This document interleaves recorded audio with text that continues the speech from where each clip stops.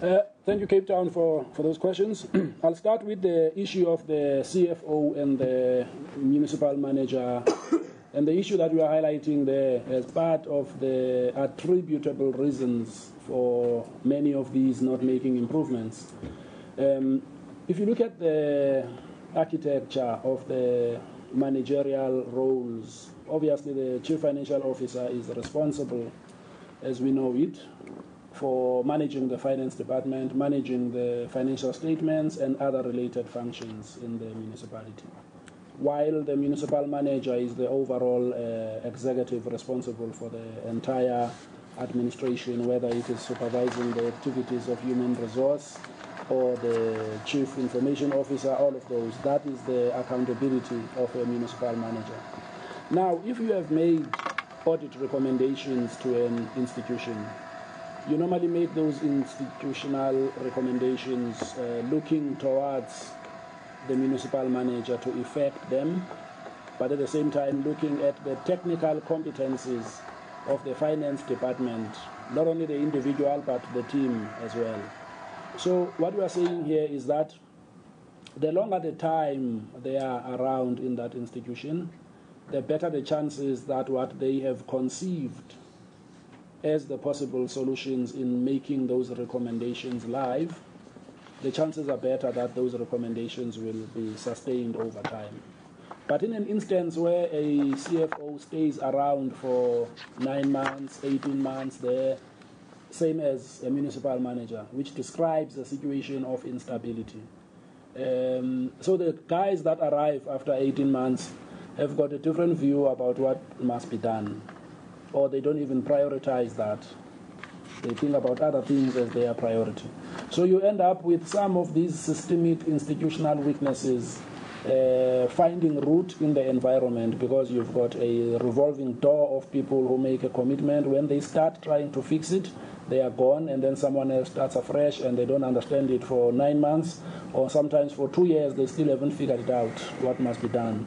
That's the point we're talking about, that the instability of a finance officer and the municipal manager is another inherent weakness in the system, because it creates this environment where you start the same thing 3 times in different financial years, and by the time you look back after year 5, nothing has been achieved, but all the money has been spent. That's the danger. Now,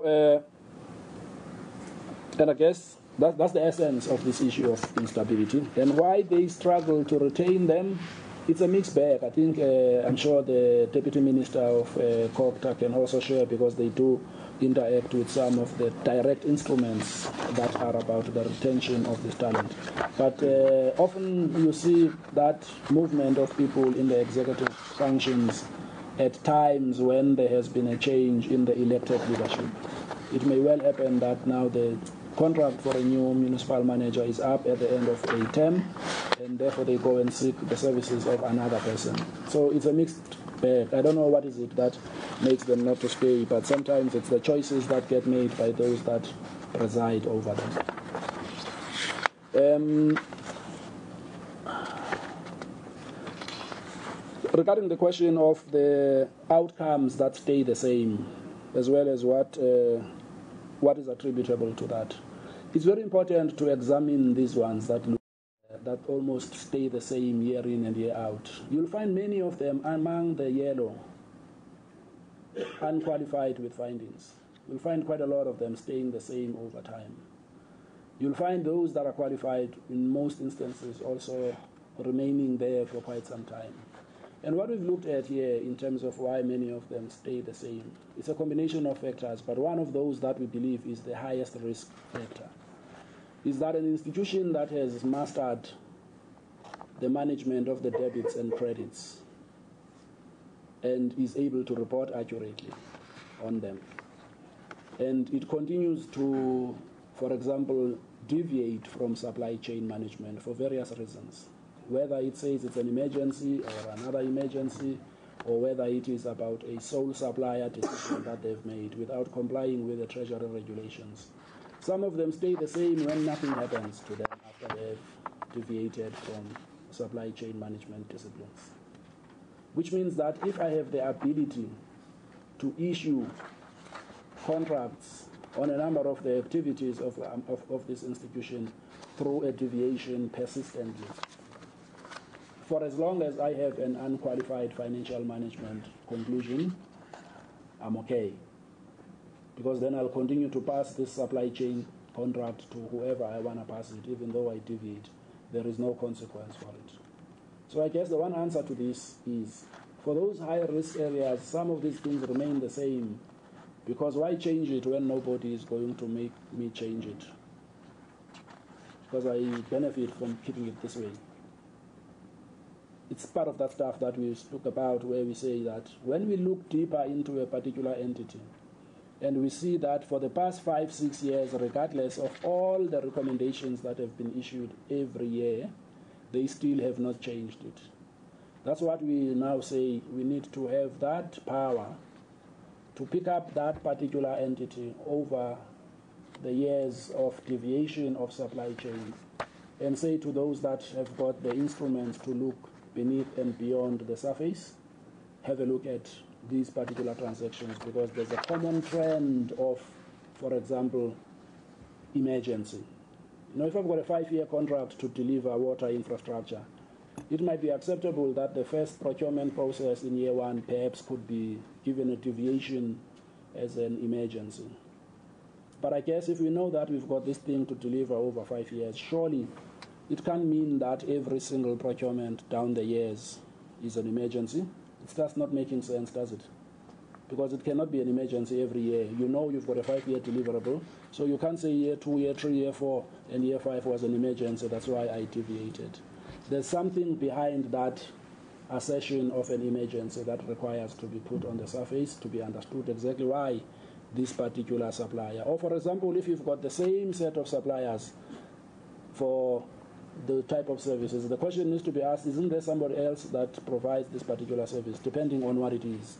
It is things like those that make many of them remain unqualified, because they know that that instrument of the debit and credit can be managed and corrected during the audit, but the fact that you've deviated from supply chain management and you put out a contract for 2 million rands, for example, without calling for competitive bids, is partly what is at the center of this.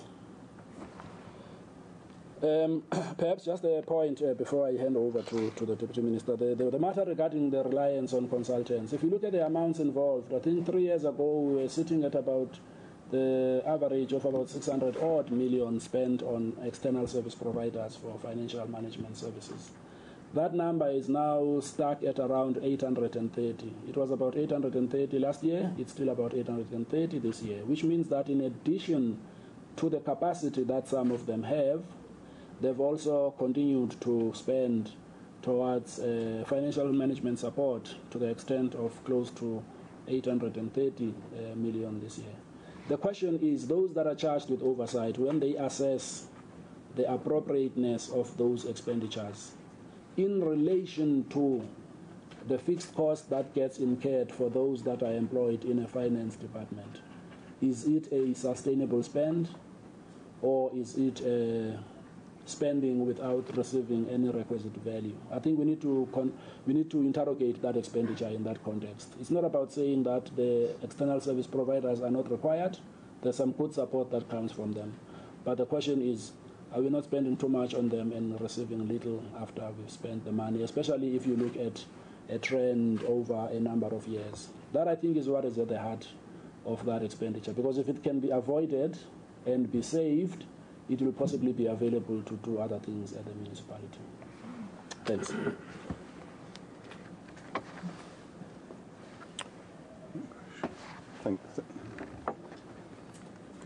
Thank you very much. My apologies. It seems that my dyslexia got a little bit the better of me. It's not, when I said 12, I mean 21. The list is available, but I can highlight some of them. I mean, you would have Ikwezi, Tsolwana, Inuba, Yetemba, Inkwanka, Naledi, Masilonyana, Mafube, Mpofana, Mchezi, Bapalaborwa, Vembe, Imalahleni, Tabachweo, Ubuntu, Siatemba, Bujanala, Platinum, Madibeng, Nakamudiri Mulema, Mafikeng, Mamusa, Likwa Temane, Ventersdorp, Kanaland. Some of those municipalities have, subsequent to when the last audit was conducted, have been merged with other municipalities, so they don't necessarily exist anymore as separate municipalities. The list we can certainly make available.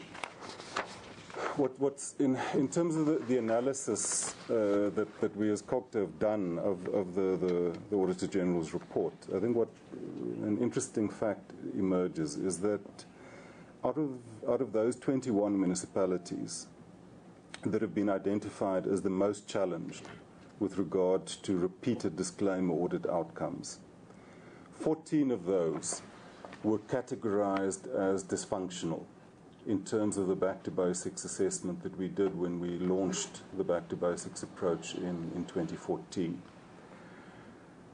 17 out of those 21 municipalities are categorized as so-called B3 municipalities in terms of the Municipal Infrastructure Investment Framework, i.e. local municipalities with small towns with relatively small populations and a significant proportion of an urban population, but with no large town as a core of that municipality. So in a sense, the worst of both worlds, both the urban world and the rural world.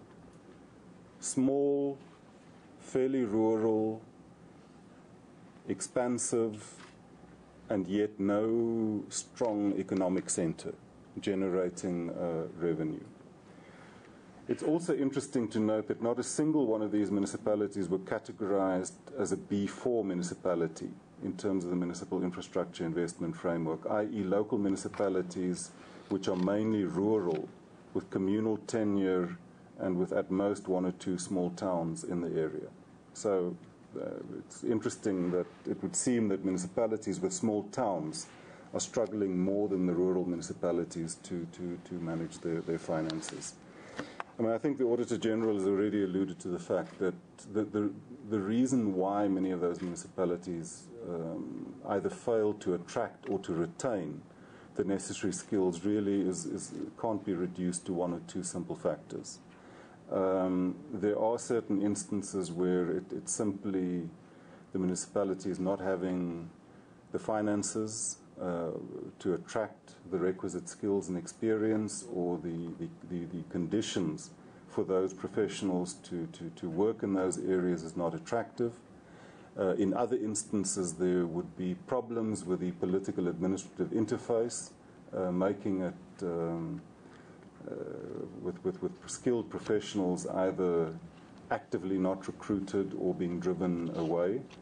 The interventions that we, together with Treasury and SALGA, make in that regard would be firstly the setting of clear minimum standards which professionals in those senior positions would need to comply with.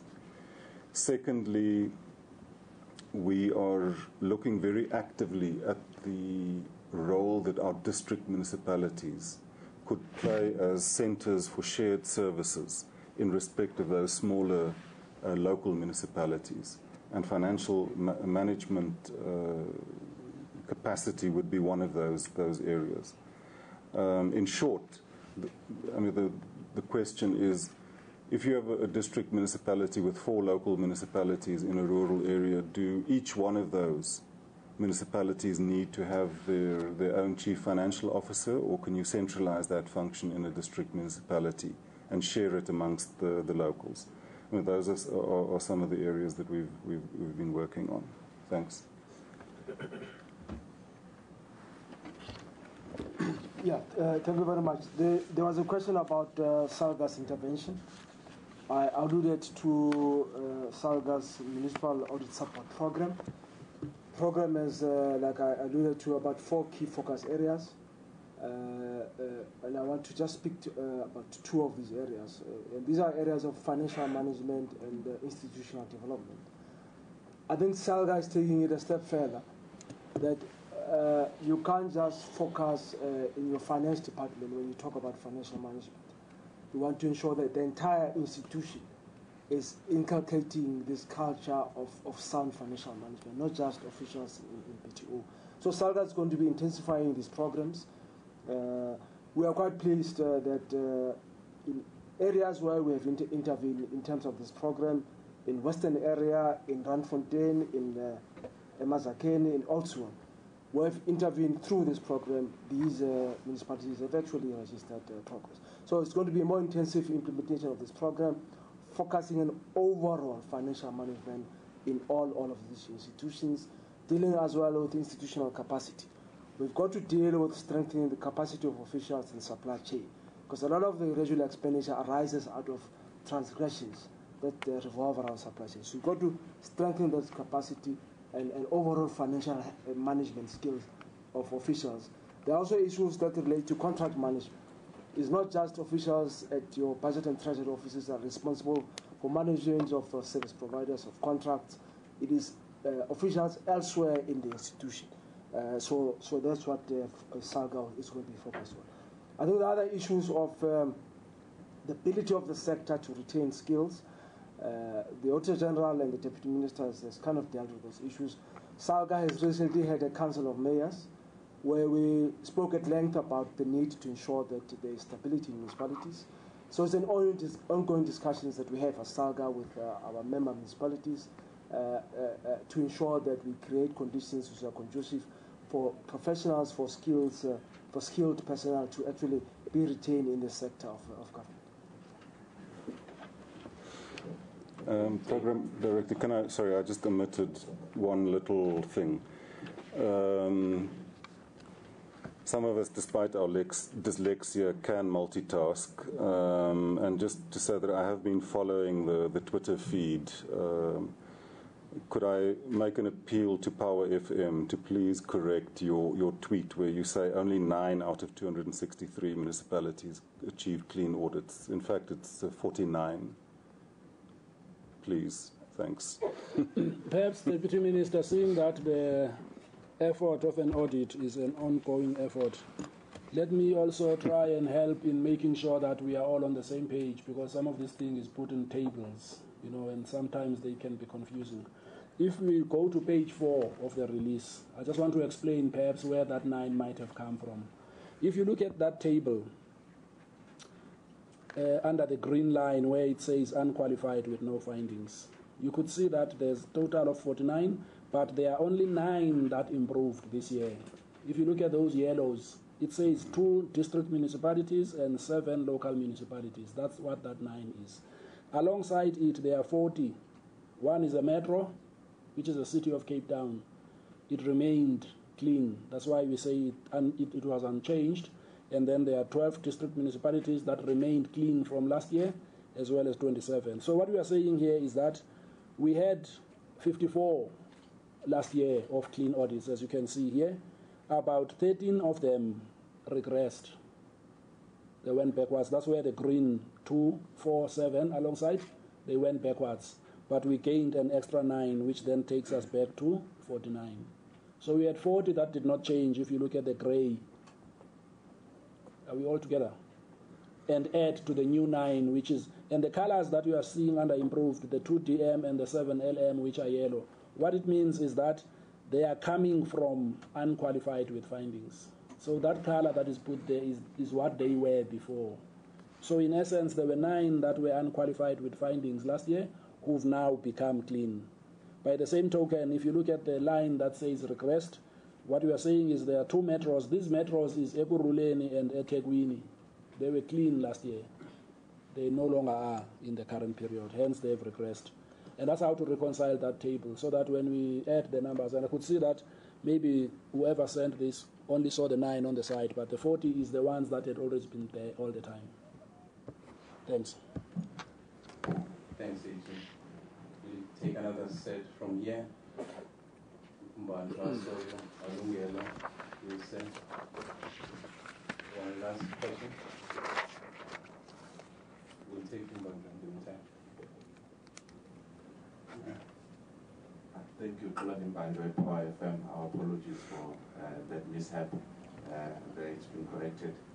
You will agree with me that you cannot train people to be honest, no matter what kind of intervention you may have as the Ministry or SALGA or the AG itself. So when looking at page of the report, page 47, the awards to the employees, councillors, close family members, and other state officials still continues. The tenders that are awarded to companies belonging to officials or their family members, 1.9 billion rands. We've had this for many, many years. There have been absolutely, apparently no consequences. What should actually happen? As I said in the beginning, you cannot train people to be honest. So this particular paragraph shows that there was undue influence that cannot be discounted. So I'd like to know from the three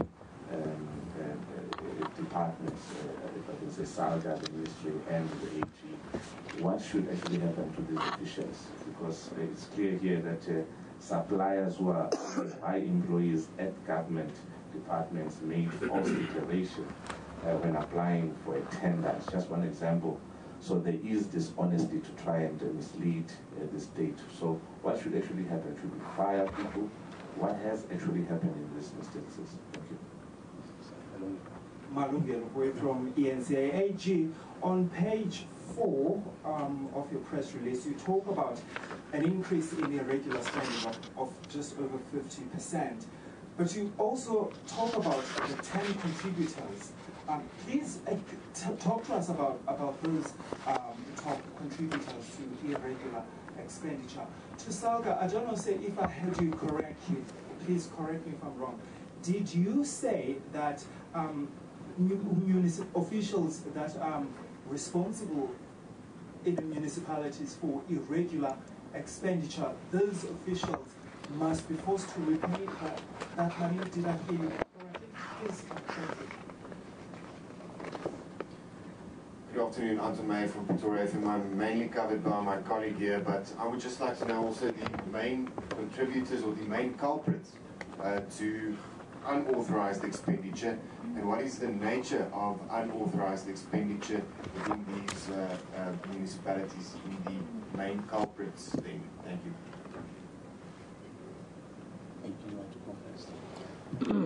Yeah. As far as the examination and follow-up of conflict of interest related matters, we have not seen this taking any major shape in the local sphere, but recently, which is one of the things that we are also motivating needs to be done. Recently, SCOPA had a hearing on this subject, and it was a hearing that they had with the Department of Police, where they had called for the detail of the names of the people who are cited in the report. This was a report on a performance audit that was done by the Audit Office some couple of years ago. That is the kind of stuff that we believe ought to be done.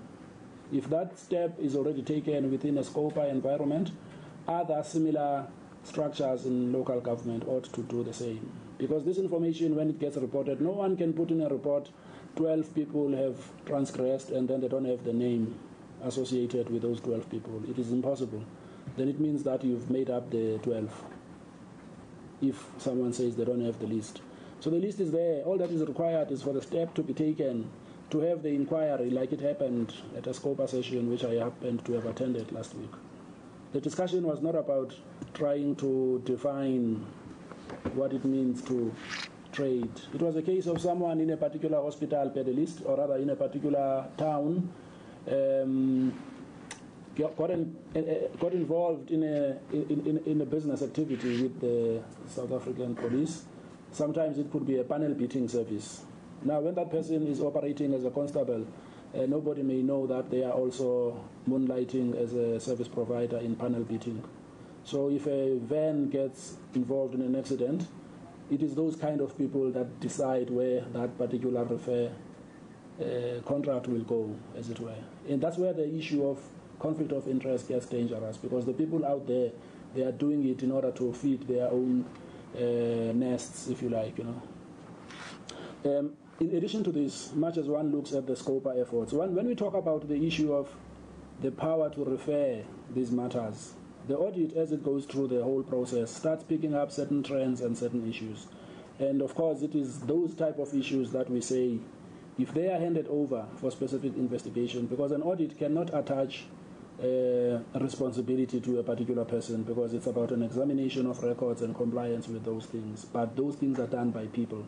In order to know whether that person ought to come to the party and pay or be put to the test in terms of the legal system, there's got to be an investigation to assess whether this was to do with lack of competence or whether it was a deliberate attempt to divert the resources away from where they were intended.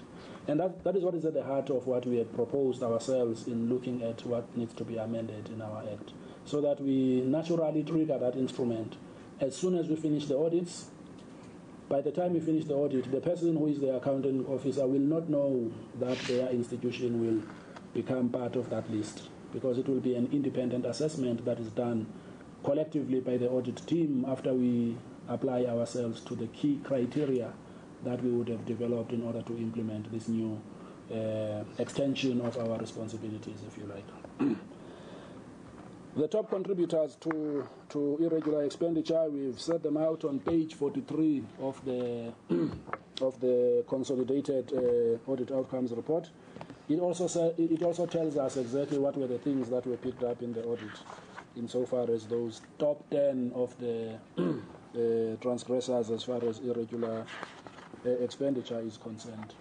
Now, let's just take an example with this, linked again to the whole issue of irregular expenditure, as well as linking it to what we are proposing needs to be done in respect of our powers. If you look at what's on page 43, and you came to a conclusion, for example, as an example of this list, that OR Tambo district is one of those municipalities that requires to be included in the list, our view will be that the amount of 1569, which is 1.5 billion of irregular expenditure for this current period, is quite a significant amount. And as you can see here, that it relates to a number of transactions. Many of them are not just your, by the way, type of purchases where you buy a tire or you go buy a packet of candles or something like that. As you can see, I mean, this is like a Tsolo wastewater treatment project that attracted irregular expenditure of 74 million. There's a huge amount of service delivery linked to this expenditure. And when you hand it over, you basically then give it to those investigative agencies and say one of the findings that were picked up in the audit was that supply chain was not complied with as a result of the Regulation 32 that allows for a particular entity to engage in a service that has been arranged by another. We are not too convinced about these particular reasons that were given could be the issue that the auditors are raising. Can you please have a look at this matter and make sure that there is nothing to be followed through in respect of this item? So that is the kind of thing that we believe sometimes is what falls through the cracks, because nobody has got the accountability to pick up these issues, especially those that have got the information coming out of an audit. To say we think that even though the accounts of this particular municipality may be unqualified, but the reality is that there is a significant amount of contract money to the extent of, let's say, 74 million wastewater treatment in Tsolo. Can somebody go deeper into this as part of the investigation post-audit to determine what is it that was behind these deviations? Are they substantiated, or is there something more to be done in order to ensure that this particular expenditure after investigation can either be condoned or certain consequences could attach to whoever is involved in generating this type of expenditure? Because these kind of things are the ones where, if they are not properly managed, they also lead to this same water treatment works somewhere down the line coming to a halt because there's a contestation about how procurement was done, And the bottom line is that it no longer becomes 74 million to spend on this. It becomes more now because somebody else must come on site to finish what was started. So these are the type of issues that really grow over time because there's no real instrument that makes somebody know that if I make this decision about supply chain, it may happen that at the end of the audit, it's not just going to be a case of, no, please, you must train your people and subject them to a capacity building exercise. Some of these issues must be about, let's look deeper into what you did. And then the area of unauthorized expenditure, again, we've listed it in the report here on page 52. You'll see when you look at page 52 and you assess the level of unauthorized expenditure, it is a mixed bag. There are those items, for example, that relate to municipalities having to write down certain assets, either because they are impaired. Maybe the asset was bought and it was never found to be of any use, and maybe was never used for the purposes intended, or was bought without doing proper due diligence around it. And all of a sudden, somebody discovers that we've got a huge asset that we bought, but we no longer have, or rather we don't know how to use it, or we have not put in place the necessary disciplines to put it in place so that it can operate. So what the standards also require, unfortunately, is that when you come across those assets, subsequent years, if they are not being used, the value associated with this asset is suddenly declining if you compare it to the cost at which it was purchased. That gives rise to an impairment of the asset. So you put a charge in your income statement and you reduce the value of your asset depending on whether the conditions for impairment have been satisfied. So in an unauthorized expenditure environment, you'll find that this particular item was not budgeted, but of course it has to be processed. We are highlighting it on the basis that that particular expenditure would potentially have been available for something else. And had there been proper planning, you would have known what the full suite of your resources ought to be. What does this do? If you leave them out, those items, and you don't account for them properly, even as municipalities determine their recoverable rates, they are determining rates that are a little bit lower than what they should be because certain significant costs associated with their activities have not been taken into account. That's the one aspect. The other aspect is when commitments are made for expenditure, when no requisite budgets have been appropriated for those particular lines of expenditure. So it becomes a combination of the non-cash write-down of assets. If a municipality has got a huge amount owing to them by the consumers of their services, and they discover that, as we said in the financial health risk slide, some of them are struggling to collect their money within the prescribed period, or some of them say more than 10% of my debt is no longer recoverable. They also need to write down that debt by putting through a charge in their income statement, recognizing the fact that the money they expect to come to the bank is no longer equal to the amount of the original invoice. Those are some of the issues, I guess, that go into that unauthorized expenditure. And I think what is important about it to also take note of is that all of us are aware there's a major pressure on the fiscal environment. When you've got those kind of pressures and there are those generous liberal decisions that go towards buy this even if you don't have a budget against it, it puts pressure in the whole system in terms of where you're going to get the money to pay for it.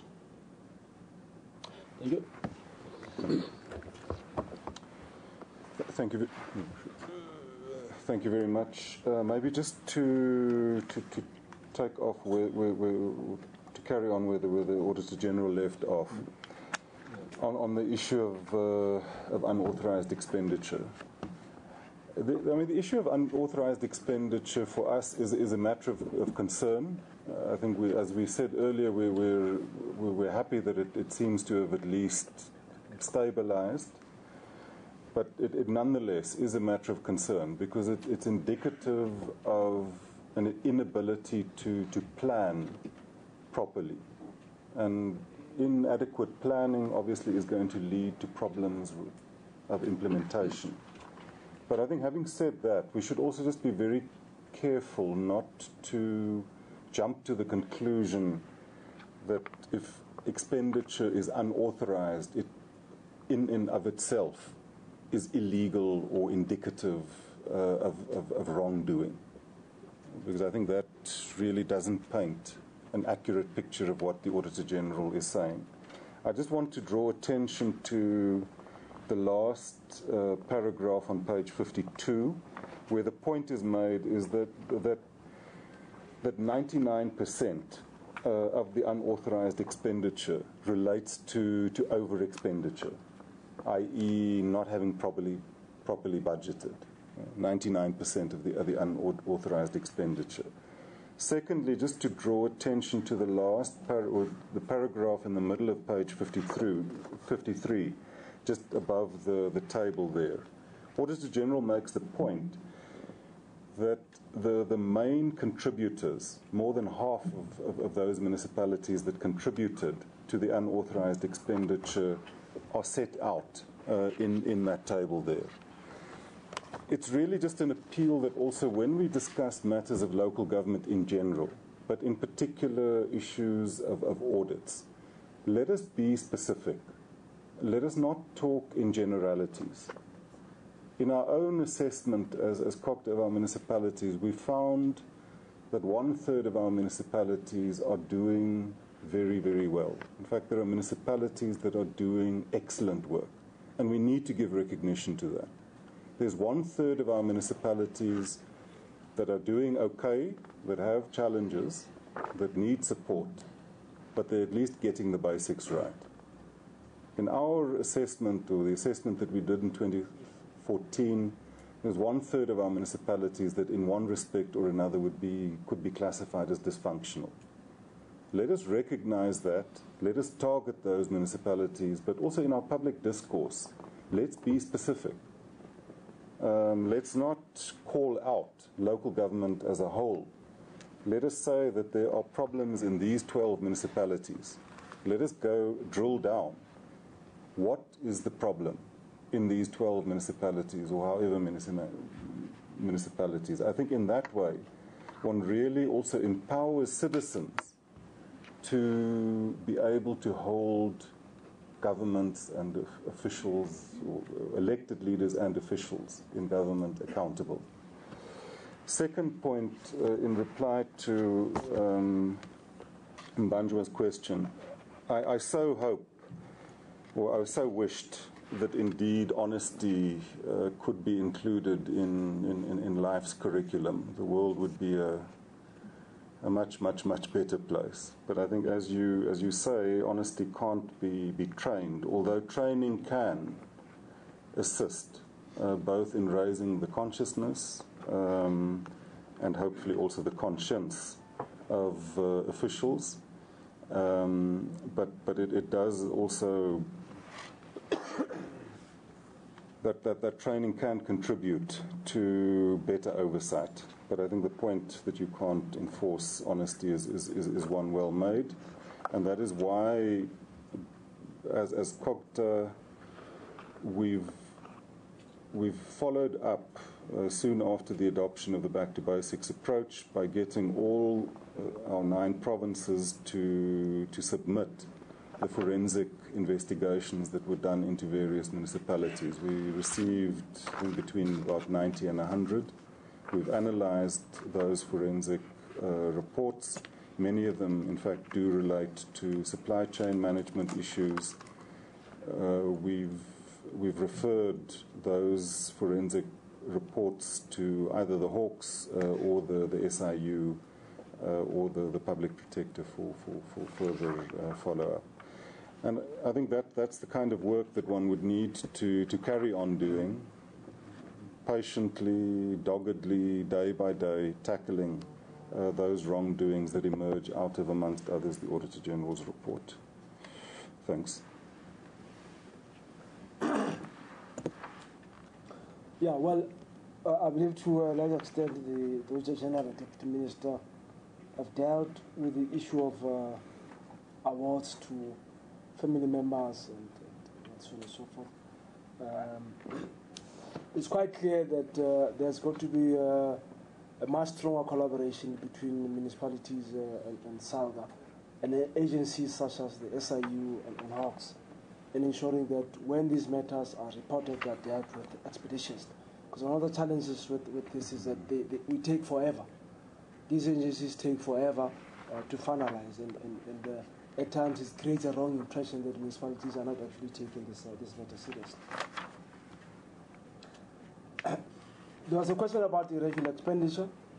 I want to draw your attention to Section 32 of the Municipal Finance Management Act.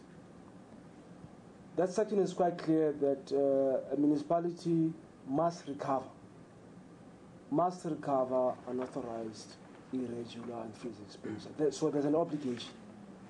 Now, the exceptions, the only exceptions which are applicable where you'll not be required to recover is that if that expenditure is now approved in terms of an adjustment budget.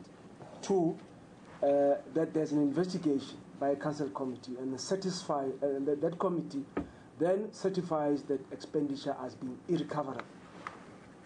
Now, where it's clear that there was no value for money, there's an obligation by the accounting officer to actually recover from the officials concerned. Secondly, there's also an obligation from, in terms of accounting officers, to actually report these cases to the South African Police Service. There's an obligation in terms of the Municipal Finance Management Act. And quite often municipalities do report these instances. And like I've said earlier on, the difficulty seems to be that the police may not understand some of these questions clearly, and they are not able to investigate. And that's why we're saying at SALGA there's got to be stronger collaboration between the municipalities and SALGA and these agencies, so that when municipalities do report them, they're investigated, and those that are responsible are made to account. The issue of unauthorized expenditure, the Deputy Minister has dealt with it. The point with unauthorized expenditure, in many instances, is due to inadequate provision in municipalities' budget for things like depreciation, so non-cash transactions.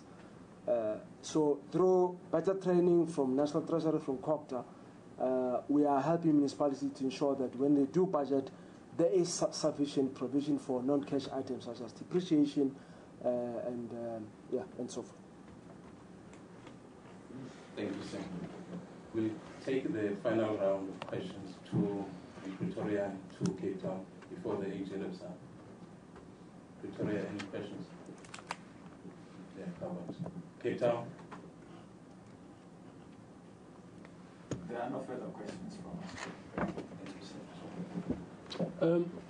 Thank you very much, Program Director. Perhaps just as a concluding remark for all of us, if one looks at the report that we have issued, and we've always incorporated this annexure in every one of them, I would like to encourage you to have a look at Annexure 1.